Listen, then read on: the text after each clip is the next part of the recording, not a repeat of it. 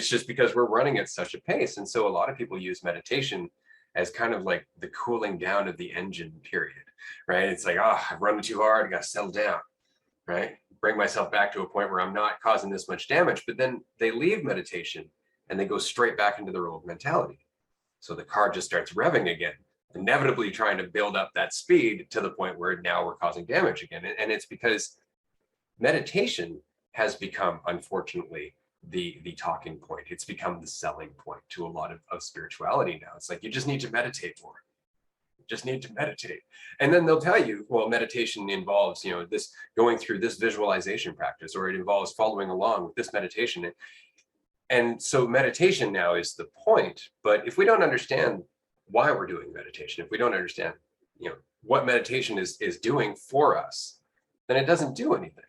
Like cooling down the car and then getting back on the road, going to 200 miles an hour again, that's not helping you, right? And so the meditation is supposed to remind you that there is a pace where you're feeling aligned with what is. There's a pace that you can live at where your thoughts do flow easier, where you're not suffering through so much distortion.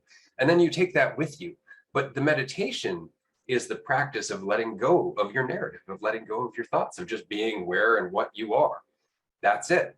But if you don't take that practice with you in the rest of your life, like if you're not stuck in traffic, cars are honking, you're delayed by a half hour, you're running late for a meeting, and then you don't stop and go, right, me thinking about being late or all these people behind me honking isn't making the car move any faster, then you're not getting the point.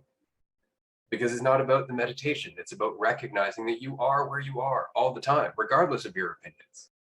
Yeah, I almost feel like in our culture, we, especially when it comes to meditation, we're always so overly analytical of things. And it's like we overestimate, not that meditation doesn't have an impact, like a physical impact on your brain. Like I'm sure that it does, but I feel like we overhype that side of it and like undervalue just the mentality of it. Like we overestimate the physical changes that we're making, but don't recognize that it's not actually the sitting down for 10 minutes that matters. It's the other 23 hours and 50 minutes throughout the day where we are experiencing life. And that is where changes are happening. Like we are always changing.